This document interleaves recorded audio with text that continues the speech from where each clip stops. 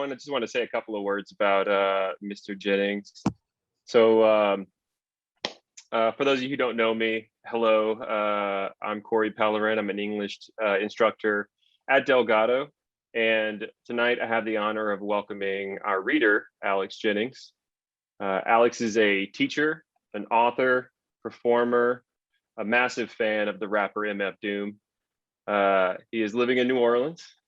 His writing has appeared in Strange Horizons, a magazine of and about speculative fiction, Podcastle, the Peauxdunque Review, Obsidian Lit, the Locus-Award-winning Luminescent Threads, connections to Octavia Butler, as well as numerous anthologies, including Stories for Chip, New Sons, speculative fiction by people of color, and spicy slipstream stories.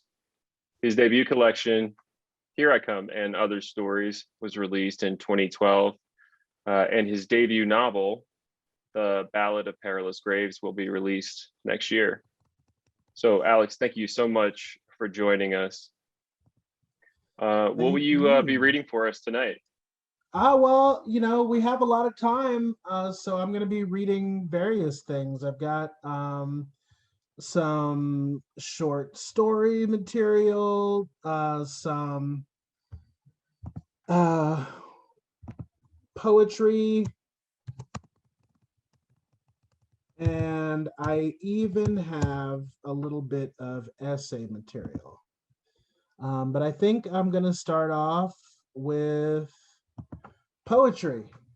All right, so I was originally trained as a poet at the Evergreen State College, umpteen years ago, and I kind of abandoned the writing of verse for many years. Like I got a little award at UNO when I was finishing up my undergrad, but after that, I didn't write any poetry for about 12 years.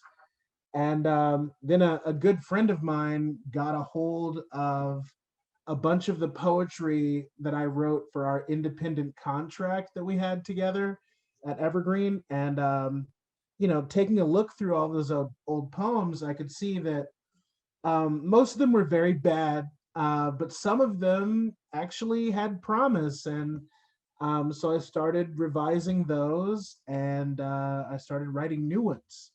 And so this one is relatively recent. It's called Arecibo, and it's named after the radio telescope in Puerto Rico that was used to look for extraterrestrial life. So that's all I'll say for background before I start. One chamber, a library, burning blue to white to light, and radio dish, your upper arm, the softest flesh. Birds, buds, freckled shoulders, waiting hand and foot, a shadowed eye, in shadow eye, velvet belly, freckled chest. No heavens will part until warm rain blesses gardens, until palms and slicked fingers read in braille. News of your musculature, extra, extra, quiet perfume, tailored dresses, peaches, fuzz, astronomical units, pennies drowned in dry wells, dish collapsed at last, or ancient light from expired stars, extinguished again, fall into deafened eye. These messages, blind semaphore, shredded flags, strife, red glaring rockets, toil, trouble, desire, sorcerous power, distant as the moon, nurturing the sun.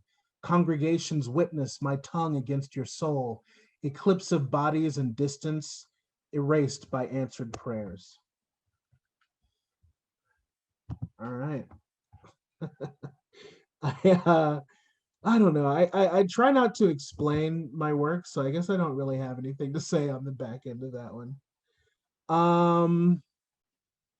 I think next I'll read a little bit from a short story that came out. I want to say last year, because when I say last year, I mean 2019, because 2020 only sort of happened. But this came out in 2019 in the New Sons anthology. So I guess I'm gonna head down to this section. I won't read the whole thing.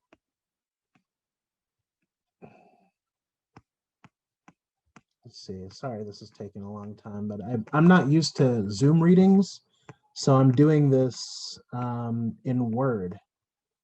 All right. So this story is called Unkind of Mercy, and it's about a 19-year-old girl from Lafayette who has moved to New Orleans with her boyfriend to, well, she works at a nursing home, and he's not really working. He's doing stand-up as much as he can, but not really getting paid for it. Let me see if I can do the voice. I haven't done the voice for this story in a while. Anyway, after Johnny said that thing about the bus, I started noticing little things that kept my feet on the ground. Like, it didn't take long to start saving money for a car with what I make at the home, and I can feel that car getting closer, you know? But for instance, the litter. People litter more here in a way that they don't in Laughing, and definitely not in New Iberia, right? It's like a right here. In his act, Bill says it's a sign of manhood or something, virility. I was waiting for the bus a while back, and this black guy dropped a cold drink can next to the trash can, and this older black guy started giving him a hard time about it, and then they both stopped short and just laughed like it was the funniest thing. The attitude was, wouldn't it be hilarious if we cared about this? It bothered me, and it bothers me still. So things like that started adding up, and Johnny wasn't working for a while, and he wasn't making money off comedy at all, and I was kind of carrying us. I still had enough to save, and it's not like either one of us was big eaters, and we don't have no kids, so it wasn't the end of the world, but goddamn. And then he was like, you see this bullshit? I was folding laundry. I don't like to say it like that because I don't want people to think that Johnny doesn't help out around the house, because he does. Neither of us is big on chores. I fucking hate them, and he feels the same way. So what we do is anytime we can, we break up the chore into parts and we mix and match. Like, I'll wash the dishes and put the laundry in and maybe even take it out, and then Johnny will fold it and put it away and put the dishes away too. But actually, the day I mean, it was the other way around. I was doing the putting away, but that was because Johnny had washed and dried, so I was just doing my part. Of course, I knew what Johnny meant because it was all over the news and everywhere. You know how it was last summer with the monuments and with the football players, and I know I'm supposed to have an opinion on it, but the right opinion depends on who you're talking to, and I feel like I don't have that much skin in the game, you know? I mean, sure, we were taught that the monuments are there to remind us of our heritage or whatever, but people act like our heritage can't be bad, and like taking them away would dishonor the dead or something. But I feel like a statue is a statue is a statue. My Uncle Russ says, what's next? They take down Mount Rushmore? But didn't we kill up all the Indians and take their holy ground and carve a bunch of great white fathers into it? So, like, maybe take that down too. But Jesus Christ, if I ever said that, I would get an earful. And the truth is, I don't even care that much. I remember when Dale Lubin got shot right in his fucking face and they ruled it a suicide. But come on, his hands were zip tied behind his back.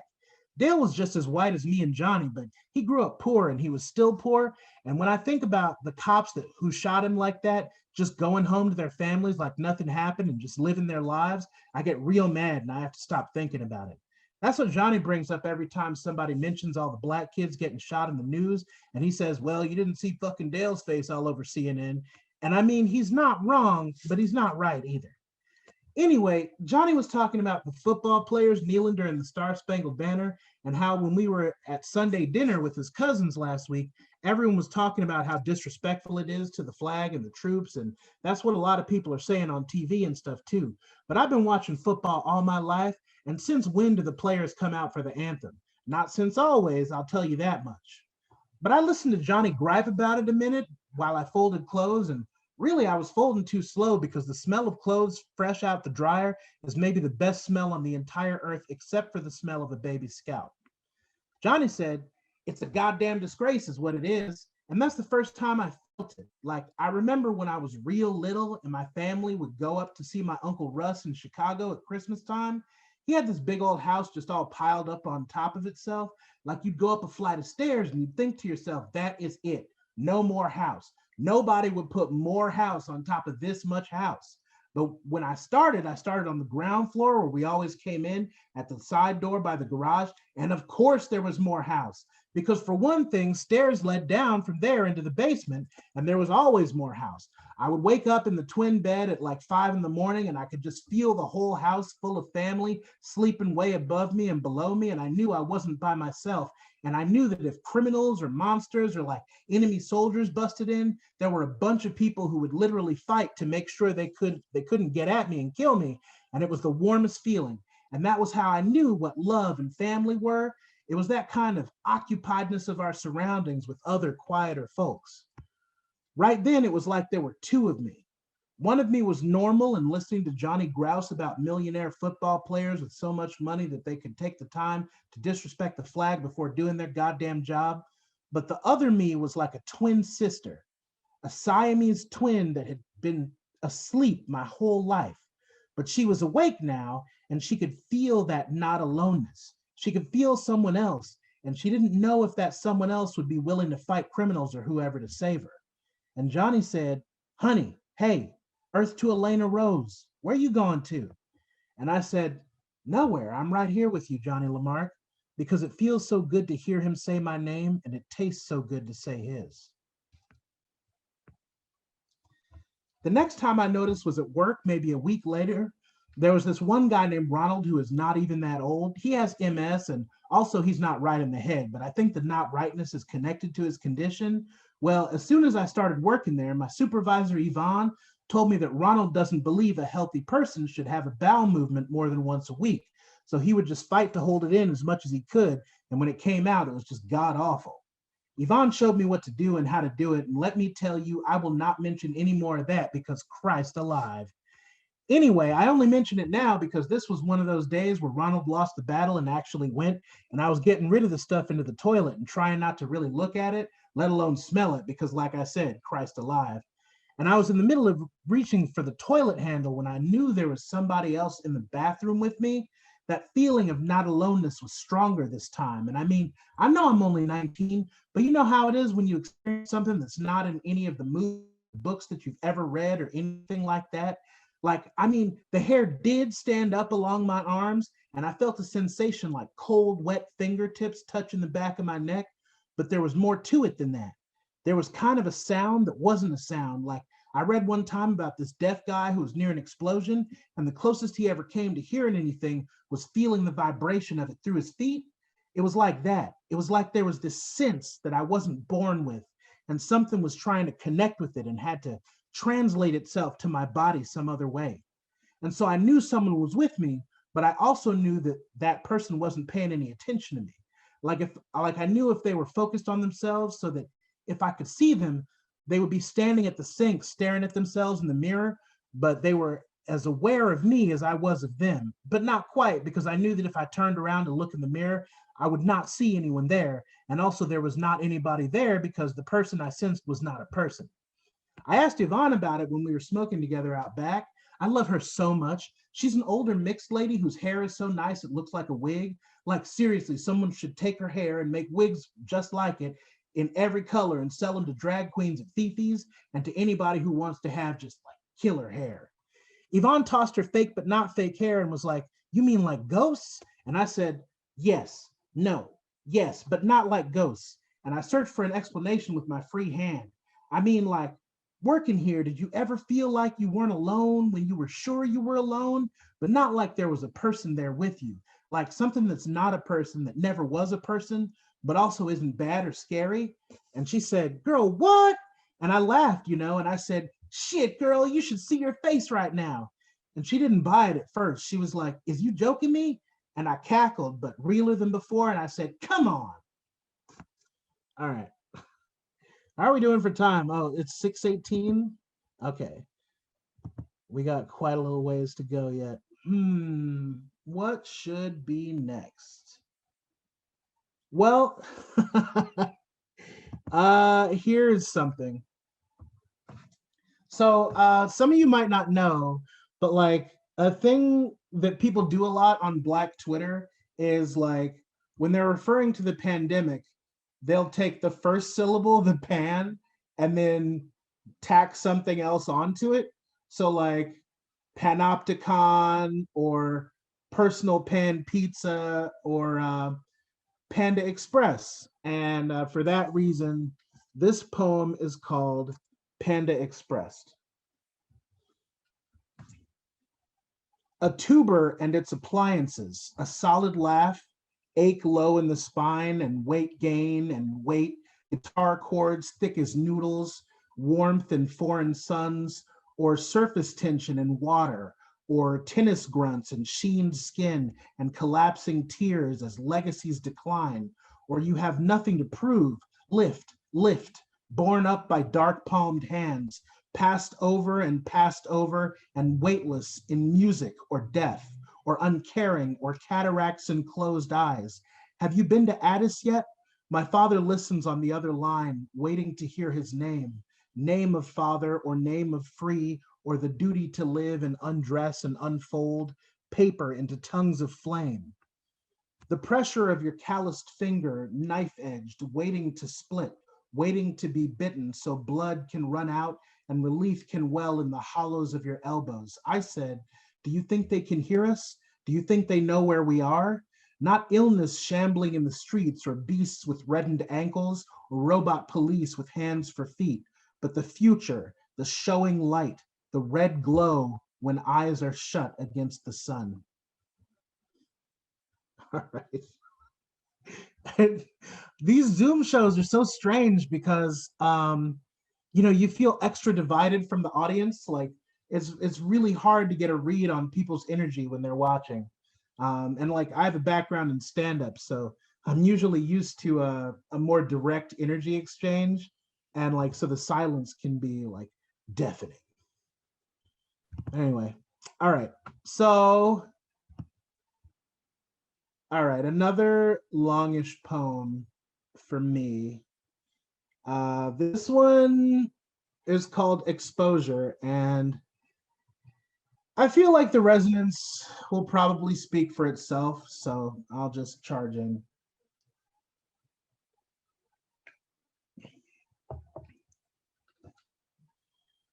Lately, when we talk, you seem farther from me.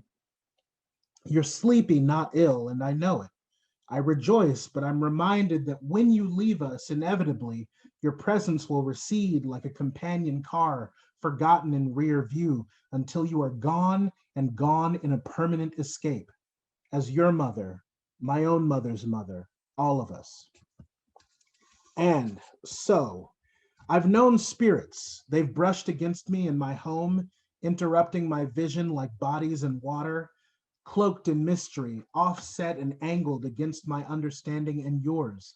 And my former fiance says those are certainly ghosts. But what does that mean? Why have my own dead never returned or spoken to me as they do to my mother? I ask this and ask it. I hate this unknowing, but cleave to it. Some questions should not be answered, or what? What happens if the dead reach out and state their business? Elder Hamlet on the ramparts urging revenge, and remove all question from my heart. My heart, I say, because it means more than my mind. My hands mean more than my eyes. I speak through them, tell story through them. I connect my body to others, penetrate and pleasure. What?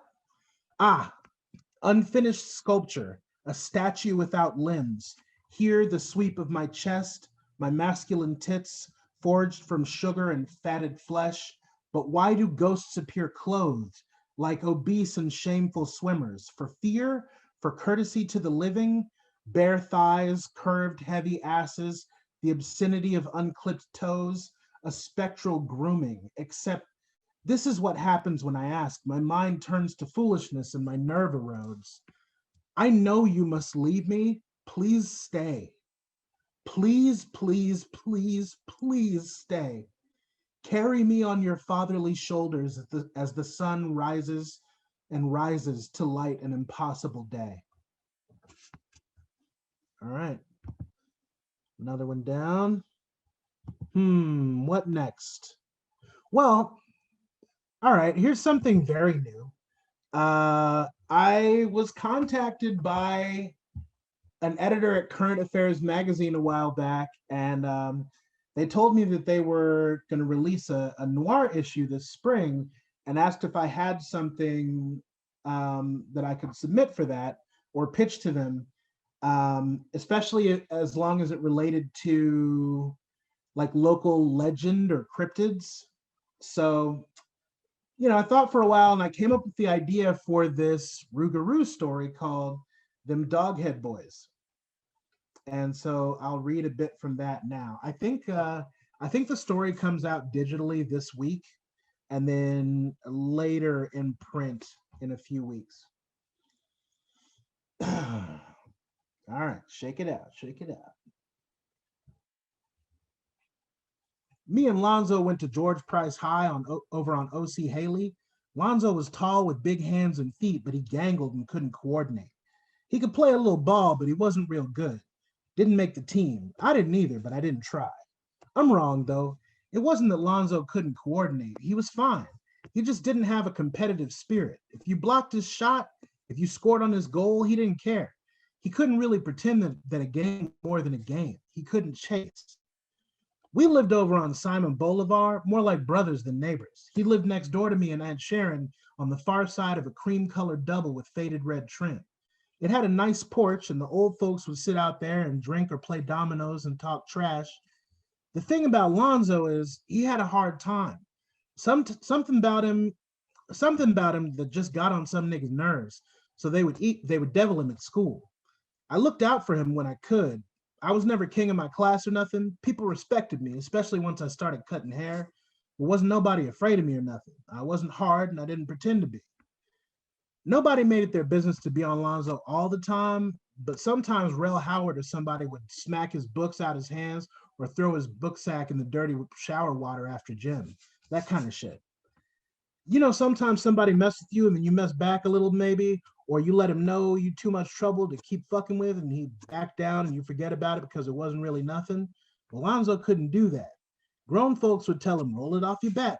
But every time wasn't just its own little happening. It was each little incident was connected, I guess, with the one before and the one after. So they was sort of all stitched together contiguous, like one of my Aunt Sharon's quilts she makes. He couldn't just let shit go. But that sounds like he held on to shit on purpose, which ain't the case. He wasn't bitter, he just remembered. You could see it in his eyes and the way his throat worked when he bent to pick up his things. Rel was harmless, though, I thought, and just liked to have somebody to threaten when he felt small. It must be hard feeling like you ain't got no control over nothing. So the Revels got, and at first things was quiet. That year there wasn't even no fireworks at New Year's. The quiet was all tense at first, but then the longer it went on, it was like it relaxed. Or it didn't relax, but you thought maybe you was wrong and just nothing was happening and things was fine. Even after that shit with Ronnie.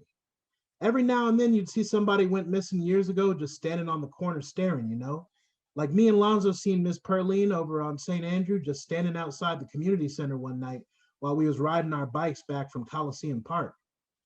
She was wearing one of her old lady nightgowns and staring real hard down Camp Street. It was like she was looking out on some other world. That wasn't a big deal, though. We didn't ride around so much after that. Later, I heard Miss Perline was back living in her house. Them white folks that bought the place was gone and she was just back in there. It was just something happened. Then the cops killed Aubrey Lincoln. Aubrey was a crackhead, but not like on TV. He didn't steal and he wasn't hassling nobody for money. He might ask you for a cigarette even if you didn't smoke, but he wasn't doing nothing to nobody. He lived with his cousin on St. Andrew and Daniil, and he was gay, so maybe he tricked a little sometimes, but that's whatever. Folks saw 3 cop cars in the parking lot behind the old Myrtle Banks building. The one the white folks is opening back up as a fancy grocery, and the lights was all going, and I heard they had Aubrey cuffed on the ground, but they shot him 11 times. You would have never seen some shit like that in the Revel days. I'm not saying they was good folks. They was killing niggas and running bitches and poisoning folks with rock and whatnot, but they was orderly, you feel me? They had a chain of command, and the cops didn't fuck with them. After that, police was around more. Cop cars cruising up and down Gaborone on Boulevard. 3-4 nights a week, cops would park their cars in the lot outside the old barber shop at Josephine and Haley, and they'd just sit and talk at each other out their windows. And you could feel them even when you wasn't looking at them, like on a real sunny day when you shut your eyes and see a red glow from the light, but it's like it's shining from inside your own head. I think that's when the cold began, but I didn't notice it till later. Me and Lonzo and Billy D was hooping over at A.L. Davis, and time got away. All of a sudden, it was full dark and we had to go. Wasn't nothing had happened for a few weeks, what with the police all over. Didn't see no dead folks or nothing. So we got on our bikes and we was riding home, and there was 3 of them outside the chicken mart. One had an old leather jacket from De La Salle High School, even though it was nice out. He was short, but broad across his chest.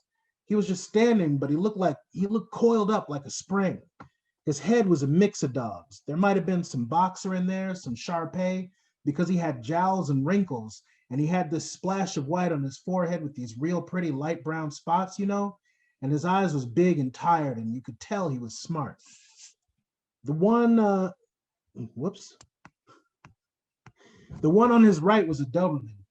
He wore some ripped jeans and a diagonal striped polo. The third was like a Rottweiler. None of them said nothing when we rode past, and I thought maybe I should speak, but everything seemed slow, and I knew I would be past before I could make up my mind. You got to speak to folks out here. It will save your life. But they wasn't people.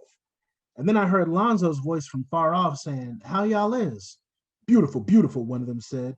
"Killer breeze," another one said. And I said, "Yeah, you're right." And I nodded sharp with my chin like we understood each other. But we didn't. I didn't.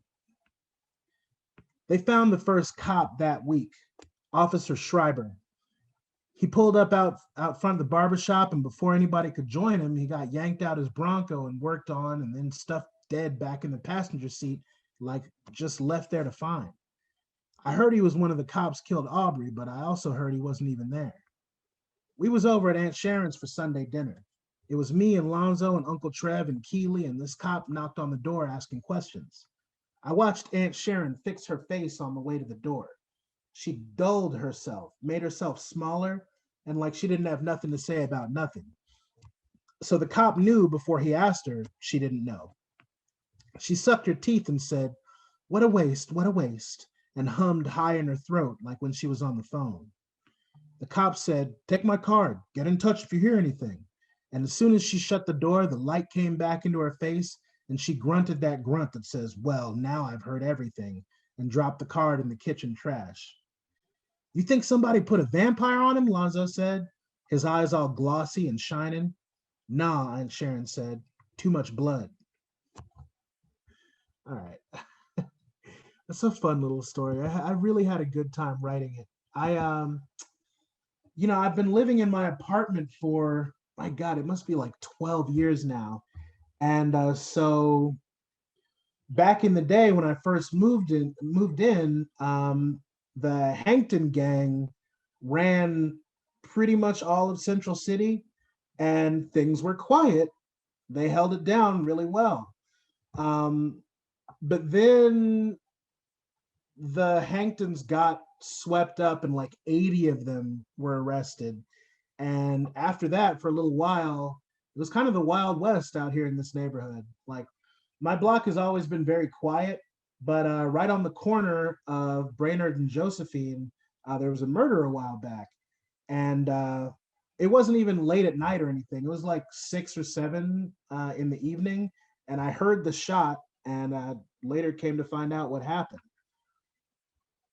So as the neighborhood changes through gentrification and, some straight up recovery, I've learned a few things about, the character of crime and the people who engage in it here in the neighborhood. Like, one thing that I learned is that criminals, generally, career criminals, are predictable, and they don't like a lot of conflict, and they're also not interested in hurting anybody if there's no percentage in it. So I found the neighborhood, at least my section of it, a lot safer when the Hankton gang was running things.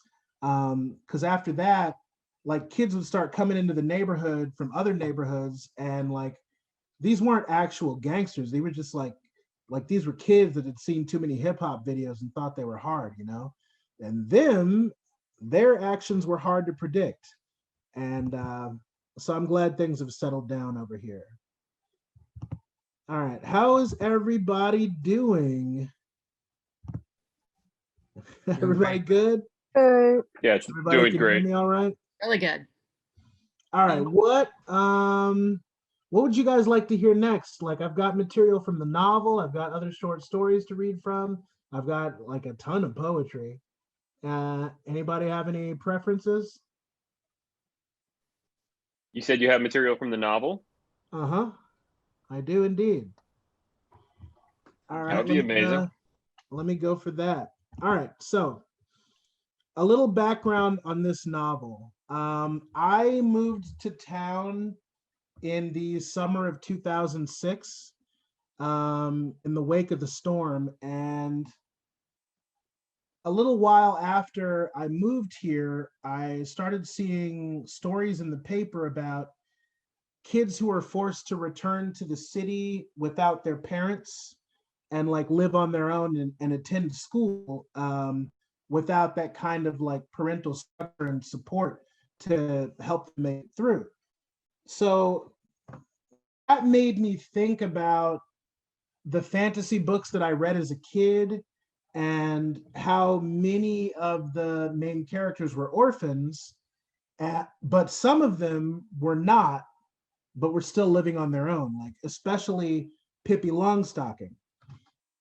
So once I made that connection in my mind, I started thinking about like, okay, well, what would Pippi Longstocking be like if she was a kid in New Orleans, having her adventures here? So that helped me like birth the character of Peaches Lavelle, who's a titanically strong red bone girl who lives in a big white house on Josephine Street, and also her supporting cast.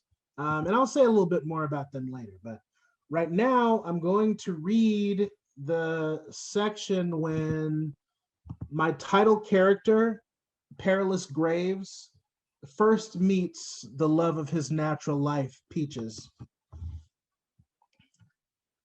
Just after the storm, when Perry turned 5, his parents threw a cookout party in the Graves family yard. Brindy was still a toddler, so she wasn't up to much. Perry's mama stayed with her on the porch, bobbling the girl on her thick, honey-colored knee as Perry, his twin cousins, and some of the neighborhood kids ran around the yard or frolicked in the bouncy castle. As the party wore on, the twins got tired of jumping, and Perry caught them trying to sneak away. "Where you going?" he asked as Pink and Danny stood at the edge of the sidewalk, just at the border of the lawn. "We gonna check out the ghost house," Pink said. Even then, she wore her hair combed straight up into a kinky tower. "You stay here," Danny said. "We report back." "I want to go," Perry said. "Nah, you can't," Danny said. Pink cut her off. She called the shots between them. "Let him come," she said.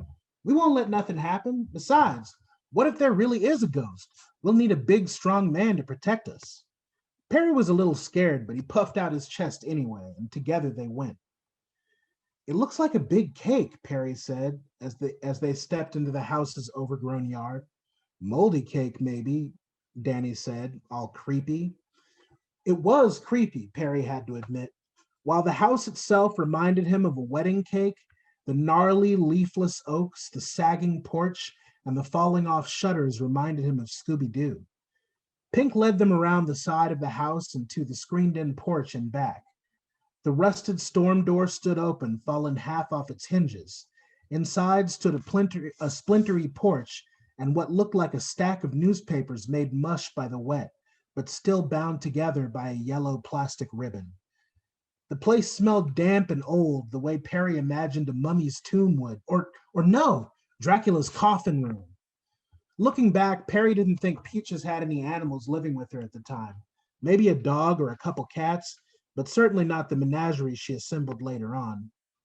"You scared?" Pink asked. Perry couldn't tell whether she was asking him, her twin sister, or herself.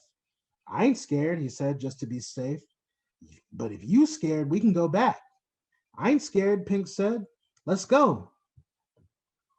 What y'all want? The voice boomed hollow. At the sound of it, without a word, Danny up and left.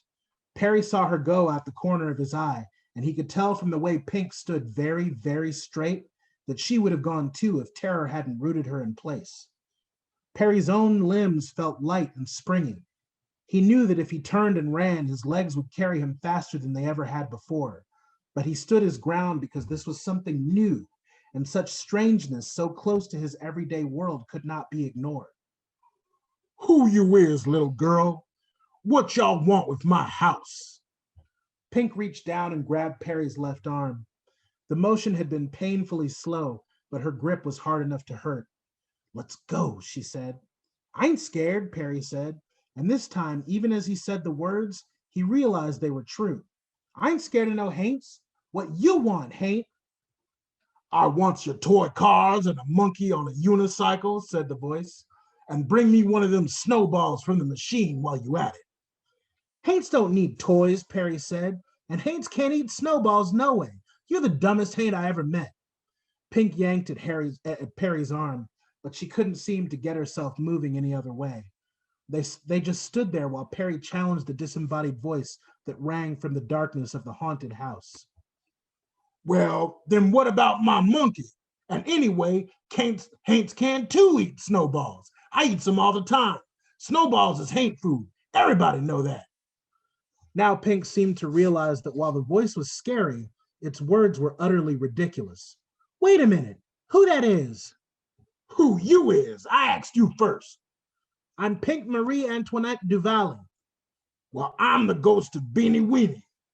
Silence descended, and then, moments later, the air broke with the sound of what was still, after all this time, the silliest laugh Perry had ever heard. It sounded almost like Goofy from the cartoons, but more girlish and more joyful. Whoever laughed that laugh was helpless to do anything else. Perry laughed himself just to hear it. You ain't no haint. Got me there, baby, she said, and out she stepped from the shadows inside the porch. Back then, she was shorter, leaner, and her limbs weren't quite so knobby, but she had the same big red afro puffs, the same wide brown eyes, and her skin was the exact color of Daddy Deke's morning coffee. Here I'm is, she said. My name Peaches Lavelle, and I done sailed the 7 seas. She paused, seeming to consider. I guess you can forget the monkey. Y'all do got snowballs, though. I seen him from my window. What your name is? Perry, Perry said. Well, happy birthday, Perry. How old you is? All right.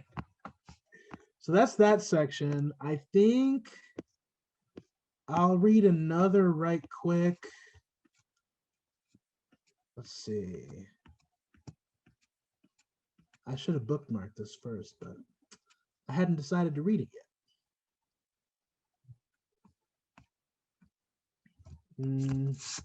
No, not that one. Bear with me, y'all. Damn, We got plenty of time. This must be in the next chapter. Oh, it's 6:42 already. Wow. All right.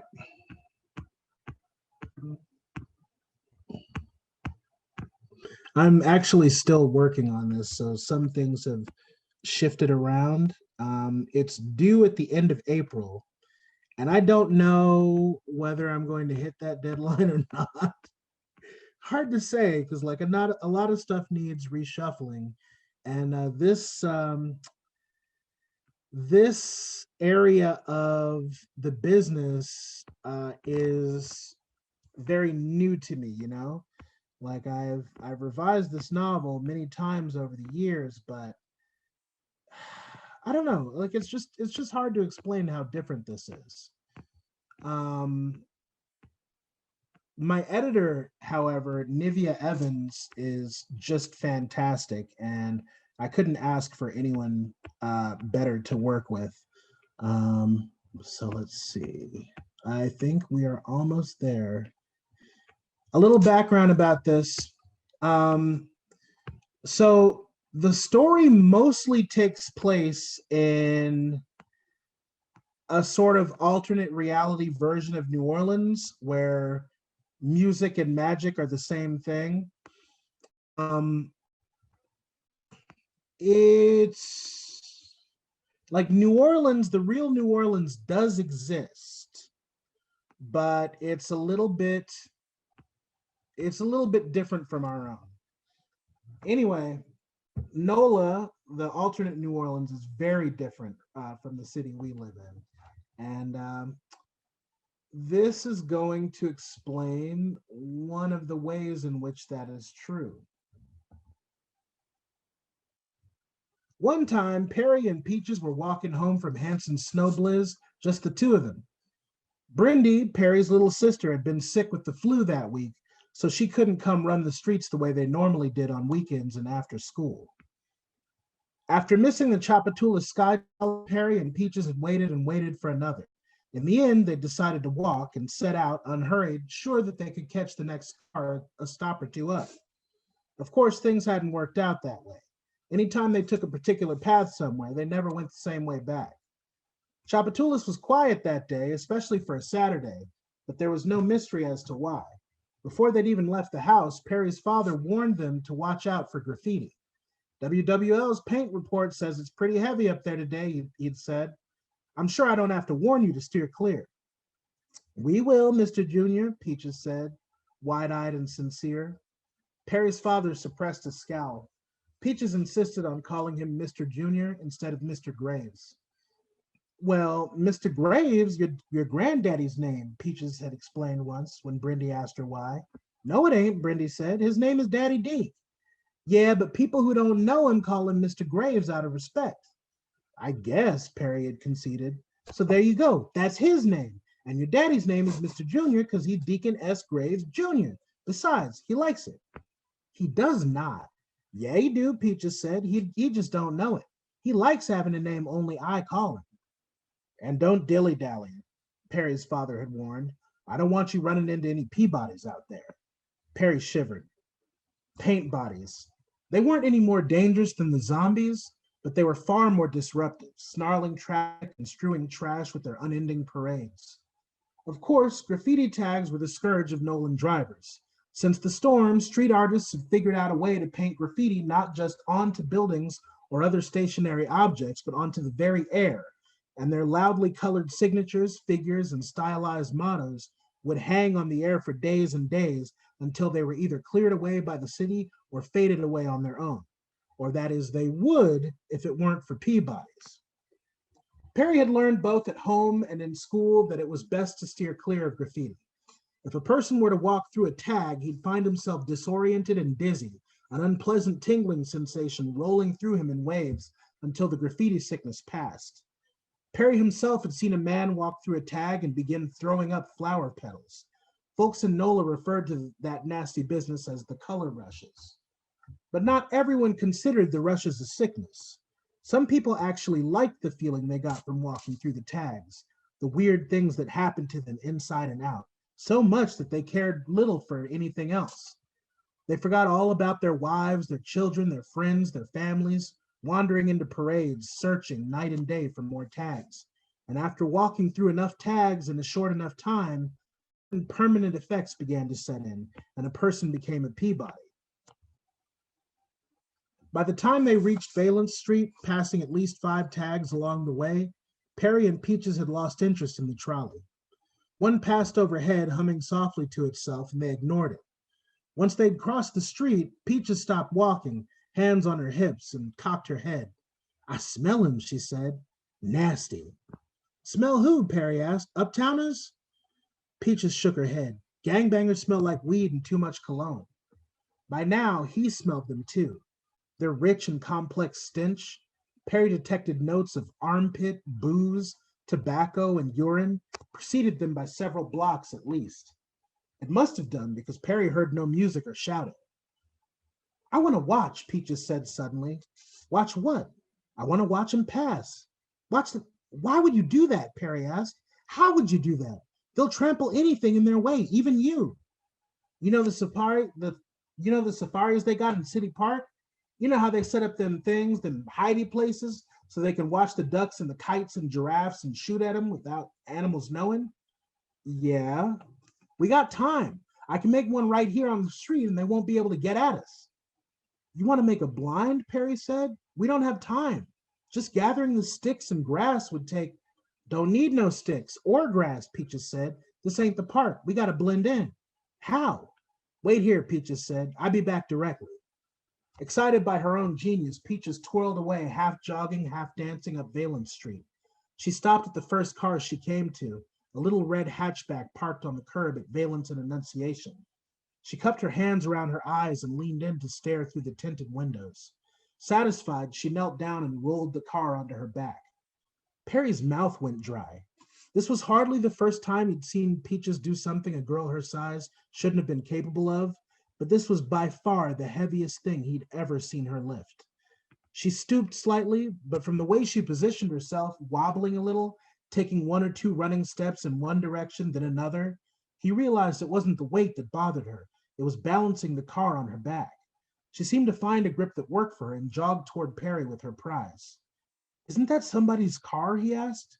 She let it fall right at the corner, bouncing a little on its tires. Its rusty red butt pointed toward the river. Don't worry, she said. This old thing ain't been driven since the storm. After the parade, I put it back where I found it. How does this help? Perry asked. He could hear the parade now, the horns and drums, the off-key singing of the marching Peabodys. They'd be in sight before long. This our, what you called it? A blind? Right, this our blind, Peaches said. I'll show you. She tried to open the front passenger side door and failed. She sucked her teeth and pulled the handle again. The door came open with a crunchy sound of protest. She reached in, grabbed the top of the back seat and pulled it down. They coming, get in. Perry hesitated, then climbed into the car. Its interior smelled as moldy as the rotten old newspapers in Peach's house, but all in all, it wasn't so bad. For one thing, he was pretty cozy in here, lying on his belly, getting dust all over his clothes. He heard a skittering sound and wondered if there were water bugs or spiders in here. That thought skated right out of Perry's mind as Peaches climbed in next to him. Her smell filled the enclosure, earthy, a little dark, slightly stronger than she'd ever smelled before. You smell, Perry said. Shh, Peaches said. Then, you mean I stink? She whispered. No, not bad. Like, I smell you, though. You smell like outside and like, I don't know. It bother you? No, don't worry about it. I swam yesterday. Yeah, you don't smell bad. It's just, you don't smell like you used to. Hush, she said, then licked the pinky side of her fist. She reached up and rubbed the dusty back window of the car with it, letting the daylight shine through the clean space. When they get real loud, we'd be able to look at them through here. I didn't know you could do that. What? Pick up a car, Perry said. I didn't know you could pick up a car. It's just a car, a itty-bitty one. Yeah, but how come you so strong anyway? Why you always gotta be asking questions all the time, she said. We supposed to be quiet. Spider-Man got bit by a spider and Superman crash landed. How come you're so much stronger than normal people? Peaches made a rude noise. There ain't no such thing as normal people. Anybody pay attention to anything know that. But you're really strong. Perry, you ever try to pick up a car? No. Then how you know you can't? He had no response to that. You know what your problem is? When a grown-up tell you something can't be done, you just believe it. Don't you know there ain't even no such thing as grown-ups? What? There ain't, she said. They's all just old kids pretending. Now keep quiet. Perry did as she asked, but what Peaches had told him made his head hurt. He knew she was at least as smart as he was, but sometimes the things she said made no sense. No such thing as old kids pretending? That couldn't be true. Grown-ups were grown up. They knew what they were doing. The city, the world, couldn't just clatter along with nobody in charge. If Perry's father was just an old kid, then how could he be so good at math? Perry had seen the man make instant calculations, adding up how much things cost, how much money to tip in a restaurant, that Perry felt he'd, at the very least, need pencil and paper for until the day he died. They could hear the music now. It sounded like jazz if jazz could be played sideways. All the notes seemed stretched into the wrong shapes. The horns, the piano, and even the beat of the drums. The sound made Perry's skin cling tight to his bones, and little cat feet of terror walked across his back. They shouldn't be here, and Perry had no idea how, when the time came, he would find the courage to look. It's okay, Peaches whispered. We safe. Perry tried to believe her. After a few beats, Peaches lifted herself on her elbows. Ah, oh man, she said. Perry wavered a bit, then levered himself up to look. He was surprised by what he saw. He'd heard all about the Peabodys before, but never from anyone who'd actually seen them up close. Everyone in NOLA knew it was best to make yourself scarce when the Peabodys were on the march.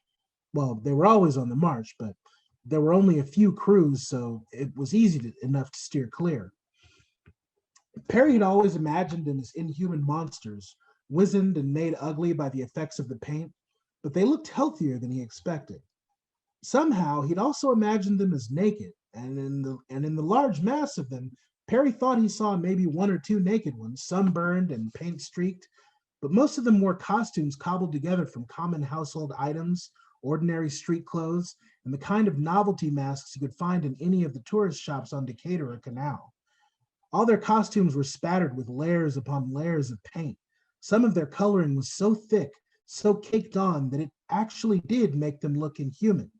But Perry could tell those were the very oldest Peabodys, who had been marching the longest. Many of them wore feather boas, beads, and they danced along without rhythm. Their movements didn't even match the bizarre sideways jazz that surrounded them. They herked and jerked along like chickens, turning or swaying their heads without ever taking eyes off the nearest graffiti tag. One of them reared back his head and belched a plume of purple fire into the air above him. One tag had blown up onto the sidewalk and was so badly slanted that Perry was unable to read it from here. Its edges had frayed with age, but it must still be a pretty good one. The lettering was no one color. Instead, it was a riot of blue, orange, green, and pink, constantly shifting between hues. 3 Peabodys walking in front reached the tag. They started jostling each other, fighting for space. Each one wanted to be the only person to walk through the graffiti, but all 3 made it. The paint clung to their clothes, and they seemed to blur, melding with the floating colors until they snapped back into focus, more vivid now, realer than real, as if, while the world around them was 3D, they had an extra dimension. They howled like apes. The one on the right shook his head, and multicolored confetti poured from his ears. The one on the left grinned an impossibly large grin, and his teeth had become piano keys. Glowing pinwheels appeared in the middle one's eyes, and he staggered, drunk on magic, tripping up his companions who elbowed him in their irritation. Perry's scalp tingled. He ducked down again, shaking. I can't, he said. I can't see anymore. It's crazy. Once the parade had passed, the day had regained its eerie stillness, Perry and Peaches climbed out of the car undisturbed. Perry's muscles ached from clenching, and his sweat smelled worse than usual. He felt weak, like a shadow of himself. Why did we do that? He asked. He hadn't asked Peaches, but she answered anyway. We needed to see. We needed to know. Why? Perry asked. We got to know everything we can find out about the city, Perry. It's important. She watched him, but Perry found it impossible to return her gaze. Peaches reached out and touched his chin lightly, tipping Perry's face to meet hers. Your parents, Daddy Deke, your whole family, do they ever talk about why things in NOLA is the way they is? The zombies, the haints, the trees growing Mardi Gras beads? No. I really did sail the 7 seas, Peaches said. And even if I hadn't, I seen the TV. There ain't no place like NOLA, not in all the world. Yeah, Perry said. Yeah, you're right. Peaches spoke slowly now, choosing her words with great care. Perry, NOLA is different because NOLA is important. We have to know everything about it because we need to be able to protect the city when the time comes. What time? The time. The time that always comes. Any place, anything that's important. Somebody always try to mess with it sooner or later. And I don't love nothing or nobody like I love this city. You heard me? It's you I love, Perry wanted to say, but the words were too big. They couldn't fit through his throat. Okay, she said. I put the car back now. Still unable to speak, Perry just nodded. You done good, baby, she said. Thank you for that. Oh wow, we're butting right up on 7 o'clock. But I think there's one more thing I want to read, and I think I'm gonna go with verse again this time. This is one of my very newest poems, and it comes from a very raw place.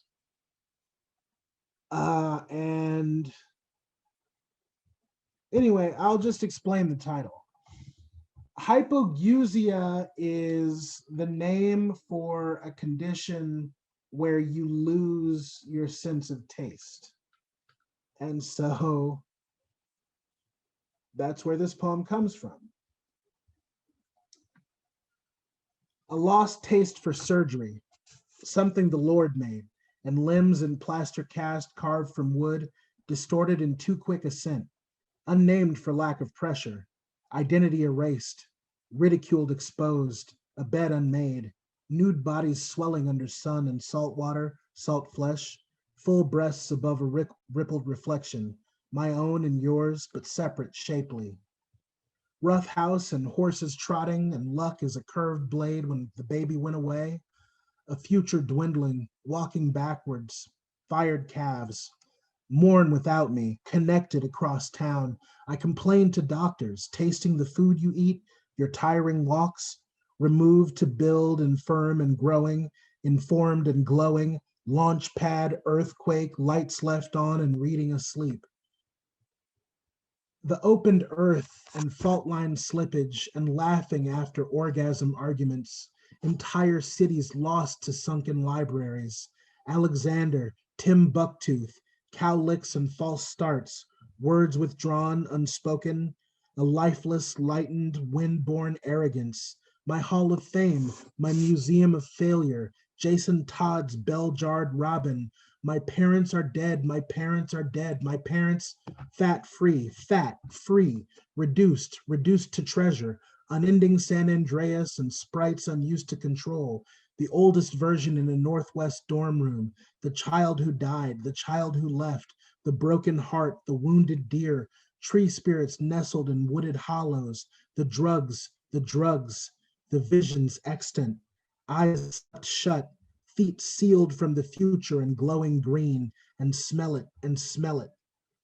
Glandular swollen desktops, waterlogged concrete, rioting prisoners blasted fire hose across an ochre square, and Cabby Mitchell, I saw your girlfriend, transparent carapaces, stuck leaf notebooks, speckled in grime and all that trying, that fear for nothing. Here the grove of transparent man, forests of nerves, tributaries, the runaways on rafts, strumming guitars and straw hat hatred. Don't call me that. Don't call. Future swims down and limbic stirring asleep, ensorcelled by quilts, ragged as pulled pork shredded for house guests, speaks so well, moves and stirs, cadence like hands and feet on runged angelic ladders, or bells, or bells, or bells, or bells. Child is gone, still gone. She haunts our bedroom. Leaving is murder and creating even failed life is what again? Spontaneous generation, a loss of heirs. Hear these whispers. Who counts new freckles or zips from the back? Your shoulders, the blush inside, the angry wash of water from that side to this so spirits can cross. Pushing the car through flood and nude broken friends, afraid for my feet, an amputee and floating phantom limb, striving, shivering through warm rain at your back. All right. I think that's all from me. Anybody have any questions or anything? Yeah, that was incredible, Alex. That was, All of that was incredible. Well, thank you for having me. hey, Alex. Abson, I just wanted to tell you that your new novel is magical, and if I had read that when I was 10 years old, it would have changed my life. Oh, thank you. I love to hear it. I mean, it's not a children's novel, but the material set in NOLA with the kids is very much informed by that. But like for me, all of the children's entertainment that was the darkest and most off kilter made the best impression. Like a friend and I were just talking about The Return to Oz when it came out in 1986, and parents were horrified, like Dorothy receiving electroconvulsive therapy and like all of the super dark imagery, like the witch who could remove her head and replace it. But to me, all of that made total sense, and it seemed somehow correct. Like now that I'm 41, I can understand why people like cried out against it. But at the same time, like people forget how frightening and weird childhood is, because you're small, your life is out of your own control. People are always telling you what to do. And like you're still learning the language and the culture and like human behavior. Yeah, I read Pippi Longstocking, every one of the novels I could find in translation into English when I was a little girl, because of the strength and independence against a complicated world that she showed. And I felt you captured that and made it our city's Pippi Loda delicatessen window shade, Ephraim's daughter Longstocking. Yeah, I do, man. I love those stories. Oh, someone asked where to obtain a physical copy of the first story that I read from, Unkind of Mercy. That is in a book called New Suns, Original Speculative Fiction by People of Color. It's available on Amazon, but even better than that, Tubby and Koo's Mid-City Bookshop almost always has copies in stock. So definitely throw some business Candace's way, because they are great and they are like a pillar of the literary community here in town. All right. Anything else?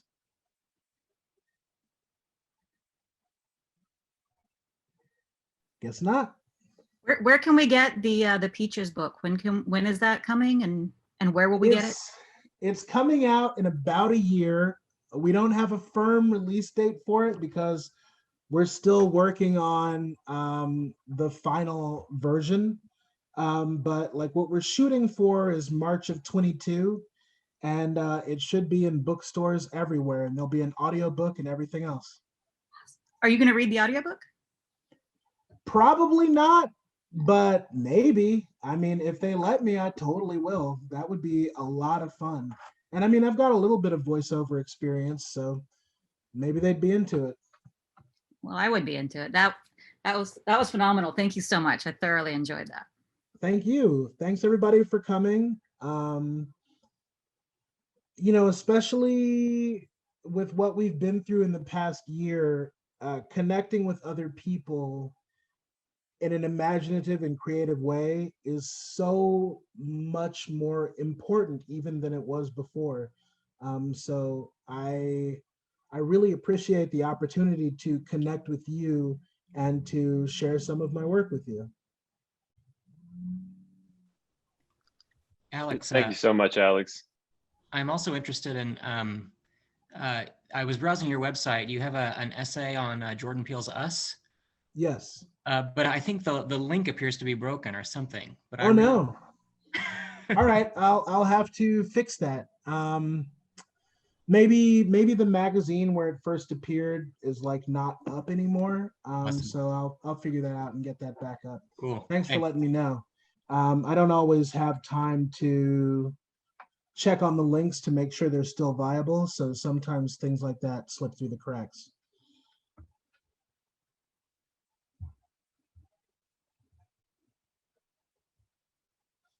I put that in my notes. I'm gonna have to look at that. All right. Well, I guess that's it, everybody. Well, thanks again. Absolutely. Thank you very much, Alex. Bye. Yeah, thank you, Alex. We'll see you around.